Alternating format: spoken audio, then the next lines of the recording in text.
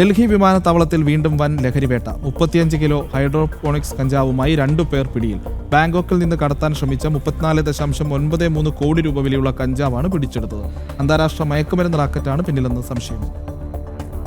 ബാങ്കോക്കിൽ നിന്നെത്തിയ 2 യാത്രക്കാരിൽ നിന്നാണ് ഏകദേശം 35 കിലോഗ്രാം ഉയർന്ന നിലവാരത്തിലുള്ള മയക്കുമരുന്ന് പിടിച്ചെടുത്ത കഞ്ചാവിന്റെ അന്താരാഷ്ട്ര വിപണി മൂല്യം ഏകദേശം 34.93 കോടി രൂപയെന്നാണ് കണക്കാക്കുന്നത്.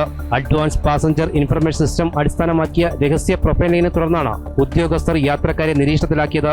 തുടർന്ന് നടത്തിയ വിശദമായ പരിശോധനയിലാണ് ലഗേജിനുള്ളിൽ അതീവ രഹസ്യമായി ഒളിപ്പിച്ച നിലയിൽ ഹൈഡ്രോപോണിക് കഞ്ചാവ് കണ്ടെത്തിയത്. സാധാരണ കഞ്ചാവിനേക്കാൾ നിരവധി മടങ്ങ് വിലയും ലഹരിശേഷിയുമുള്ള ഹൈഡ്രോപോണിക് മാരിജുവിനെയാണ് പിടിച്ചെടുത്തത്. രാജ്യാന്തര മയക്കുമരുന്ന് കട സംഘങ്ങളുമായി ബന്ധമുണ്ടോ എന്നും അന്വേഷിക്കുന്നുണ്ട്. നിലവിൽ പ്രതികളെ ചോദ്യം ചെയ്ത് കൂടുതൽ വിവരങ്ങൾ ശേഖരിക്കുകയാണ്.